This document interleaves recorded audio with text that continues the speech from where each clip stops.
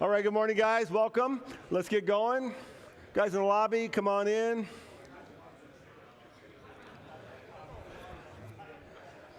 Before we get going today, I got several announcements for you, so let me take you through those so you just know what's going on.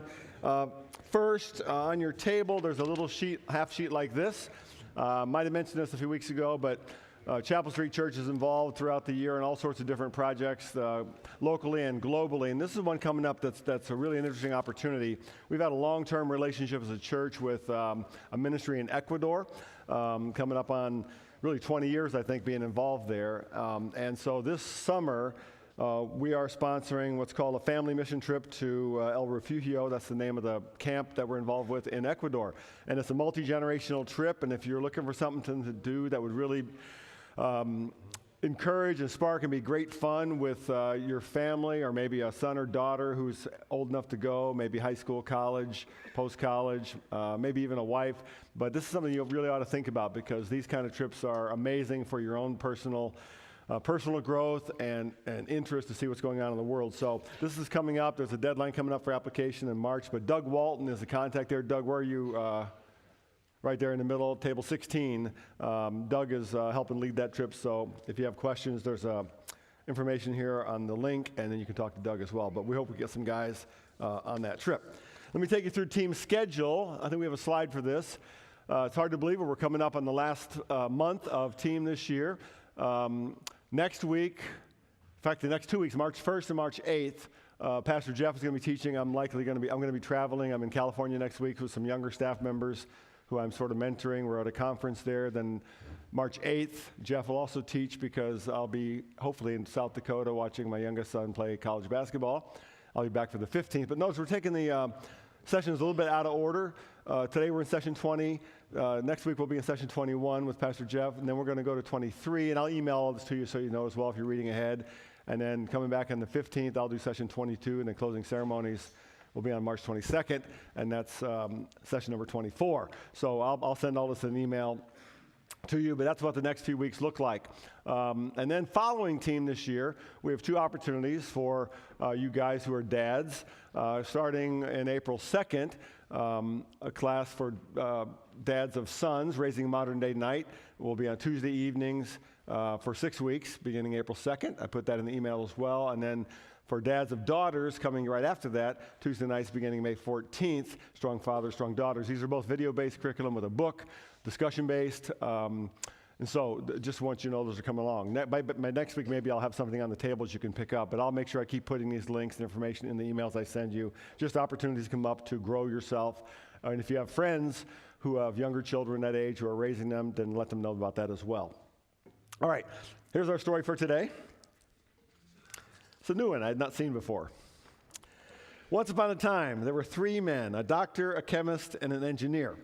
All three men were convicted of treason against the king and were sentenced to the guillotine on the same day. So it's kind of a crummy way to begin the joke, but the day of the execution arrived, and the doctor was led to the guillotine. As he strapped the doctor to the chopping block, the executioner asked, "Head up or head down?" The doctor replied, "Head up." The executioner said, "Blindfold or no blindfold?" The doctor said, "No blindfold." So the executioner raised the blade, and zing, down came the blade, but stopped just an inch from the doctor's neck. Now, the law of the land stated that if an execution did not succeed the first time, the prisoner had to be released, so the doctor was set free. Then the chemist was led to the guillotine. The executioner asked, "Head up or head down?" The chemist said, "Head up." The executioner said, "Blindfold or no blindfold?" The chemist said, "No blindfold." So the executioner raised the blade, and zing, down came the blade, and stopped again, just an inch from the chemist's neck. The law stated that if an execution didn't succeed, the prisoner had to be released, so the chemist also was set free. Finally, it was the engineer's turn, and he was led to the guillotine. "Head up or head down?" "Head up." "Blindfold or no blindfold?" "No blindfold." So the executioner raised the blade, but before he could cut the rope, the engineer yelled out, "Wait, I see what the problem is."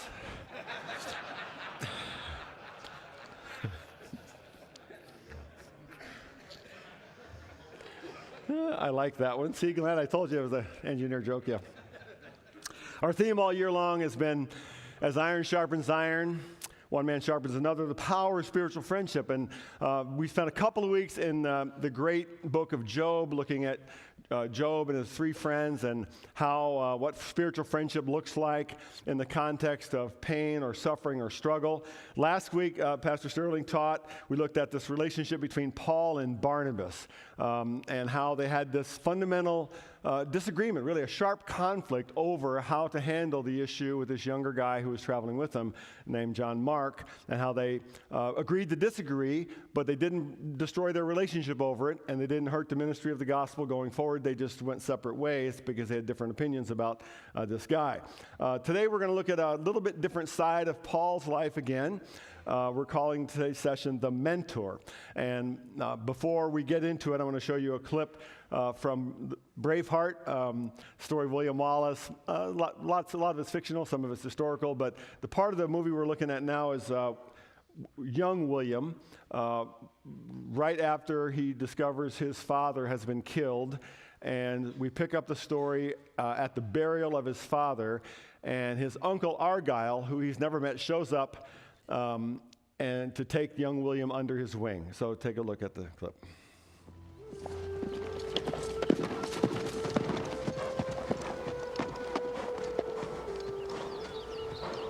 William, I'm your uncle, Argyle.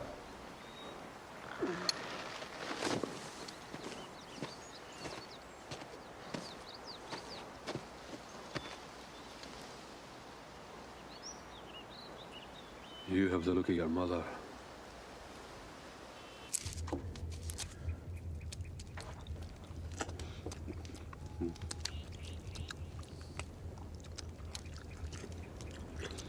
We'll stay here tonight. Tomorrow, you'll come home with me. I don't want to leave. You didn't want your father to die either, did you? But it happened. Did the priest give a poetic benediction? The Lord bless thee and keep thee. It was in Latin. You don't speak Latin? Well, that's something we shall have to remedy, isn't it? The Lord bless thee and keep thee. The Lord cause his light to shine on thee. The Lord lift up his countenance upon thee and give thee peace.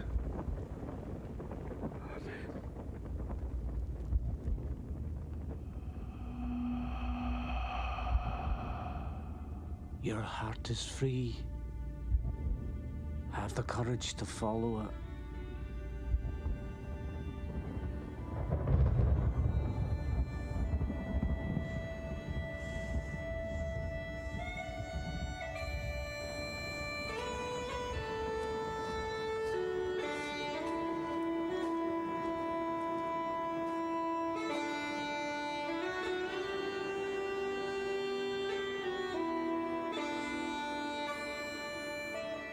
What are they doing? Saying goodbye in their own way. Playing outlawed tunes on outlawed pipes.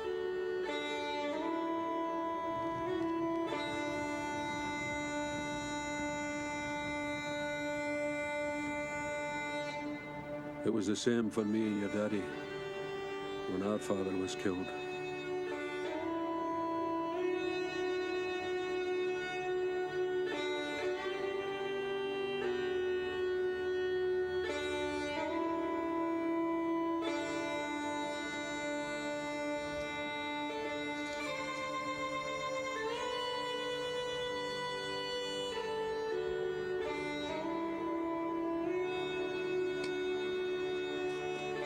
First, learn to use this.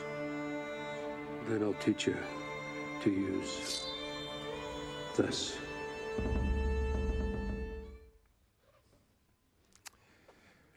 First, learn to use this, then I'll teach you to use this. And if you've watched the movie, William did learn to use the big long sword later. The first mentor in a man's life really should be his father. That's the way God designed it. How to throw and catch a baseball, how to shave, how to drive a car, how to treat a woman, how to use a sword, how to think and know God, how to think about and know God.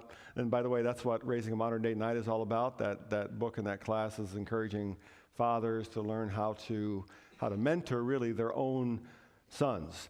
But every young man also needs someone other than his father, either because his father's gone or not available or doesn't know how, or just as we need other people in our lives. So every young man needs someone other than his dad as a mentor in his life. And that leads us into what we're going to look at today. The Apostle Paul, as all of you know, in the early in the first century, in the explosion of the church after Jesus' death and resurrection, Paul was a big deal. Paul, other than Jesus, was the single most important person in the growth of Christianity.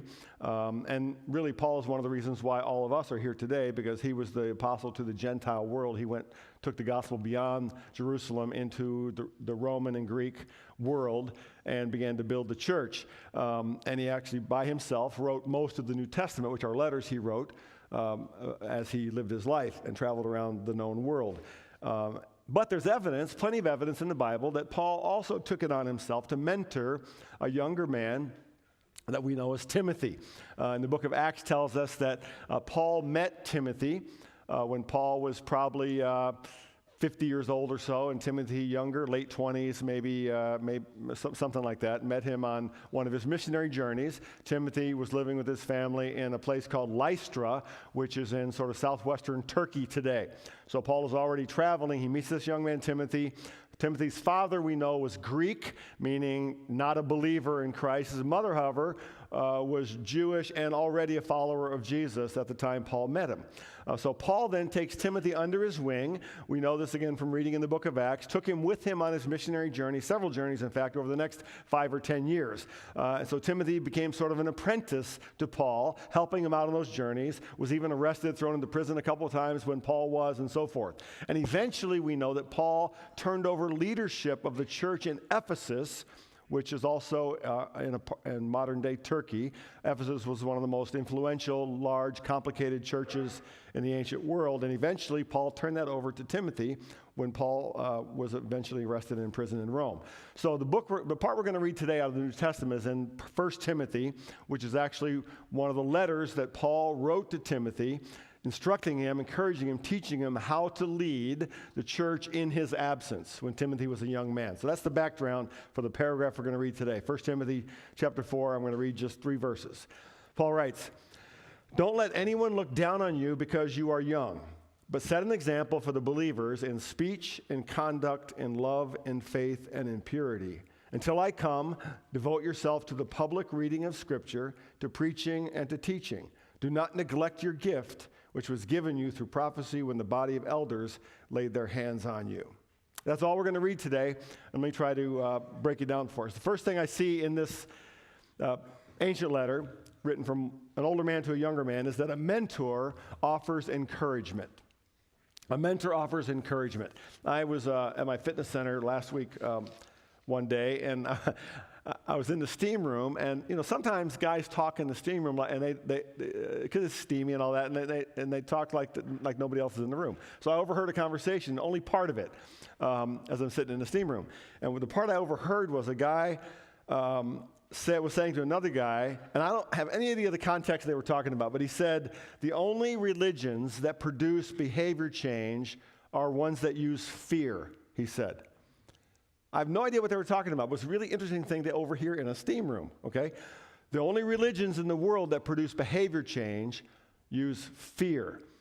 And I couldn't stop thinking about that. I didn't enter the conversation because it wasn't my thing to do, but I thought about it later, and I realized I really fundamentally disagree with that. Now, it's true that fear can produce change, but the change that fear produces is superficial and often resentful, and as soon as you take away the fear, the change goes back to the way it was before, right? The greatest motivator of change is love. Love is what produces genuine transformation. That's the heart of the Christian gospel, what we call grace. But that's not really the topic I want to get into today, but that made me think about that. It made me think about, when it comes to mentoring, it made me think about the kind of mentoring I've experienced. or I want to be involved in. It made me think then about my coaches. That's in my early life, that was how I experienced mentoring. And it occurred to me I had two kinds of coaches in my life growing up as a young man. There were those who motivated by fear, by shame, by intimidation. For example, the guy who coached me, and I've told stories about this over the years, a guy who coached me my senior year in high school playing football, Coach Campbell. He was the guy who, after I made a mistake in a game that cost our team a touchdown, I did make the mistake. It did cost us a touchdown. When I got to the sideline, he screamed at me in front of our whole team and in front of the few spectators that were there, including my mom, who was sitting about 20 feet away. He said, "Hey, Coffee, you could take that 6 points and shove it up your..." And he told me to put it in a place that would have been very uncomfortable, okay? And he said that right in front of everybody. But he coached by fear and intimidation. I had other coaches that coached by passion and love. For example, Coach Jay, which I'll tell a story about him in just a minute. I've told stories about him in the past too. But it made me think about what kind of coach was the Apostle Paul? What kind of mentor was the Apostle Paul? Now, we know from reading other places, including the story that Sterling talked about last week, that Paul was a pretty powerful dude. He was a strong personality. He was somewhat fearless.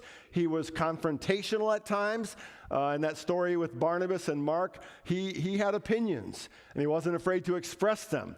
He was crazy smart, and he would have been a little bit hard, seems to me, and intimidating to sort of follow around. I would have assumed he would be sort of a tough guy, that he would have mentored by my way or the highway kind of a thing. That's what everything about his personality says, type A and all that. But that's not what we see here.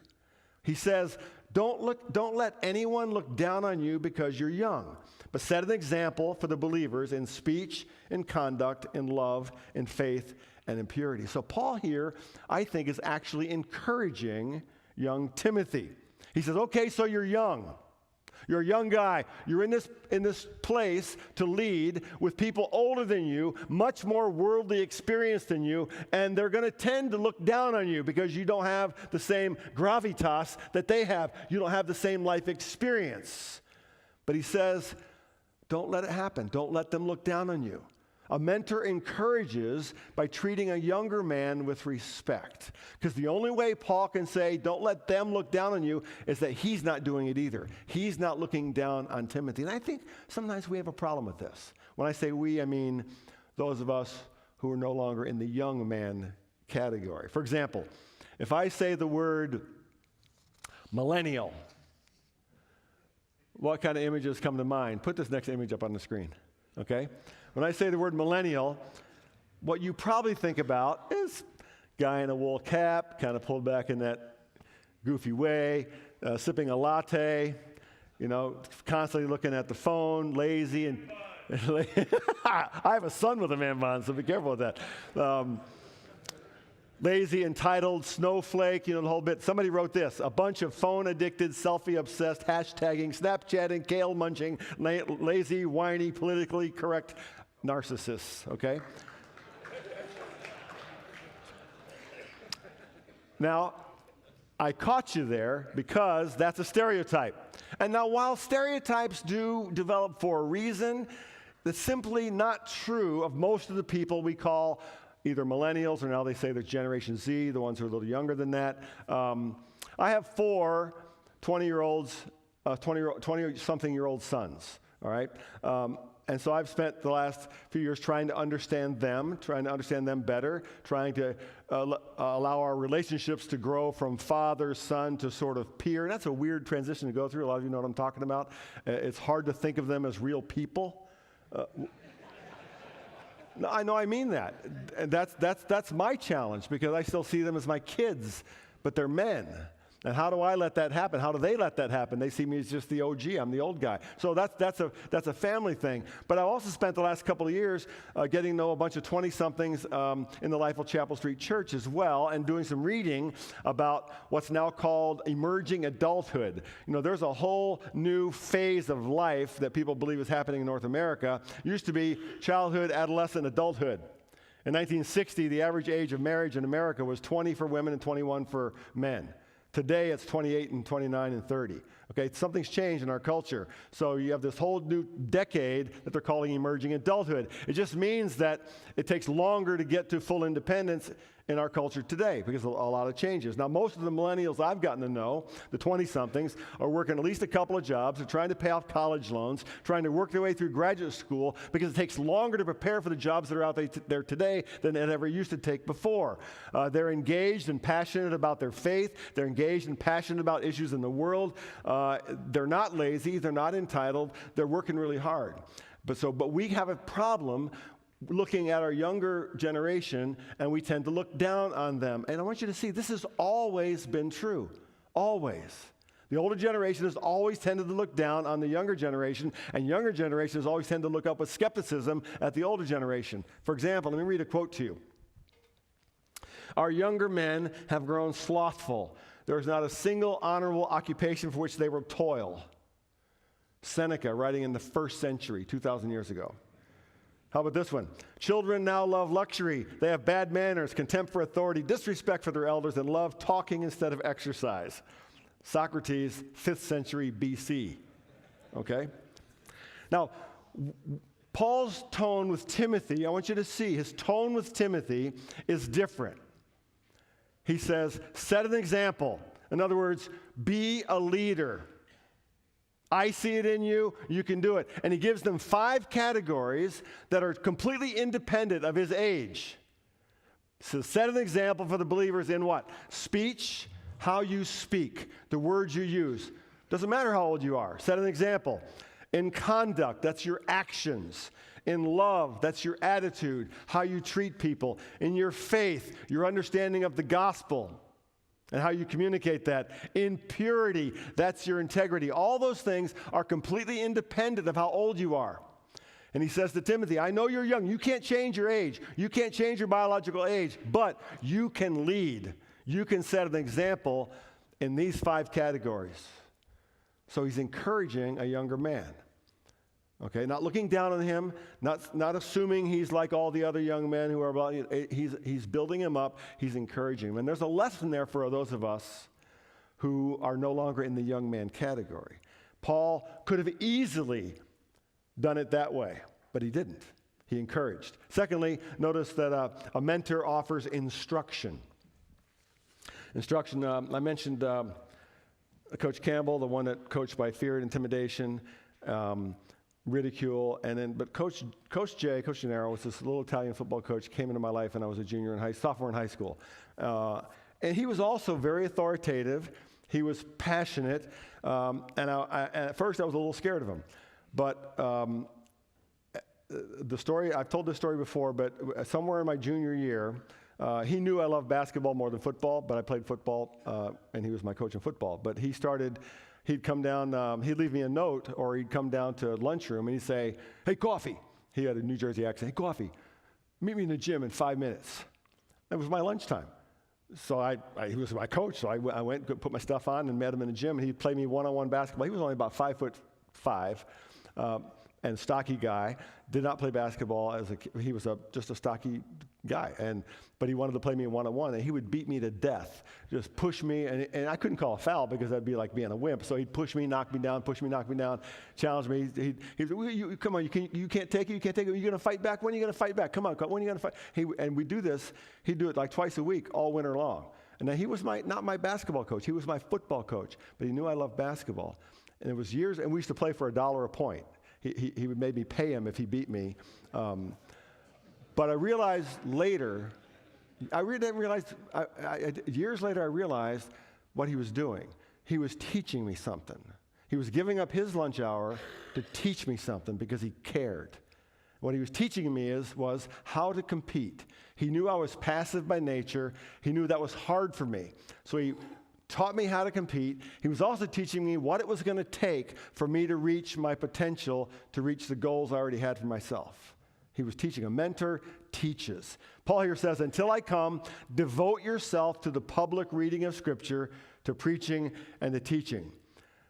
He says, devote yourself. That word devote is really interesting in the language Paul uses. It's even stronger than devote. It means to hold your mind towards something, to set a course and keep to it, to give full attention to fully invest yourself in something. He says three things: public reading of Scripture, preaching, and teaching. Basically, the main roles you have when you're the pastor or leader of a church.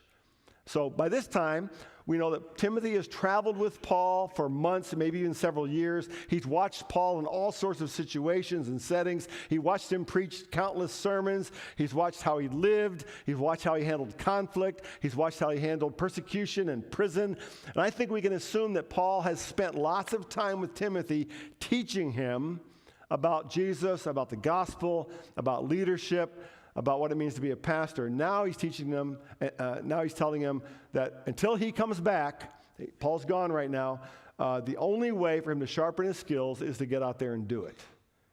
He's saying, he doesn't say, wait till I get back and I'll make sure you're doing it right. He says, devote yourself to it. Get out there and get the reps. Do it. I know you're scared. I know you feel like you're going to back up. I know you feel like you can't do it. But get out there and preach and teach. Put into practice the things that you've learned. Devote yourself to doing it on your own. So a mentor encourages, a mentor teaches, and the third thing I see here is a mentor challenges. A mentor challenges. Right about that same time, my junior year or so in high school, one day Coach Jay called me into his office, not to play ball, but he just wanted to talk to me.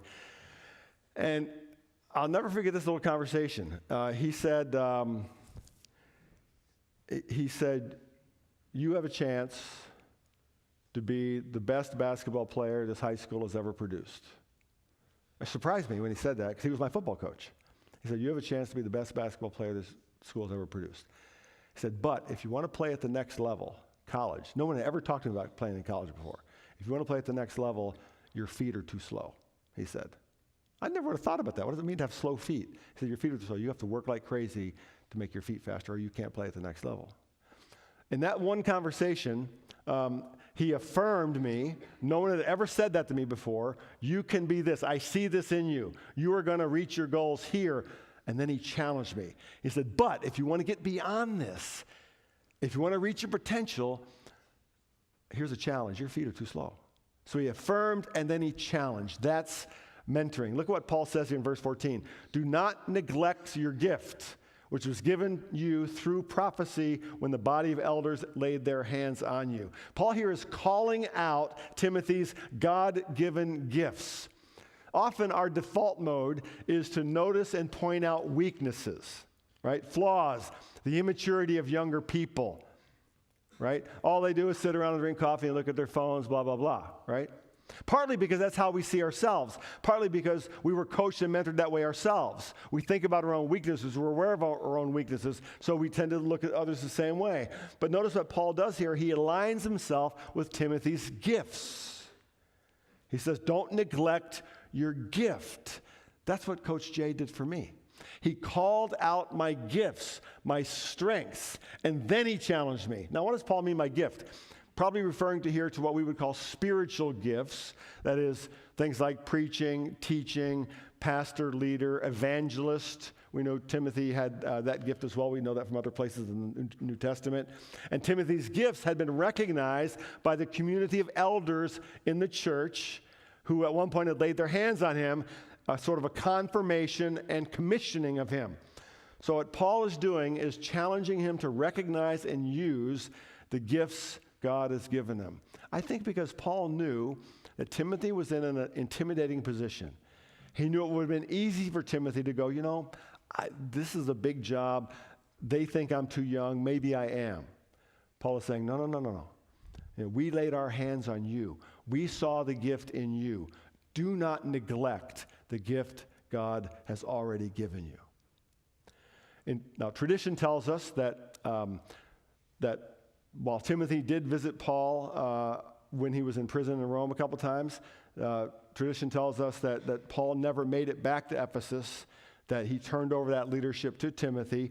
And over the next 30 years or so, Timothy pastored and led and became the bishop of that region of the early church, and eventually died as a martyr in the year 97 AD. We don't know that for sure, but that's tradition, that Timothy eventually became the leader Paul saw in him and led for 30 years as an evangelist and bishop in that part of the world.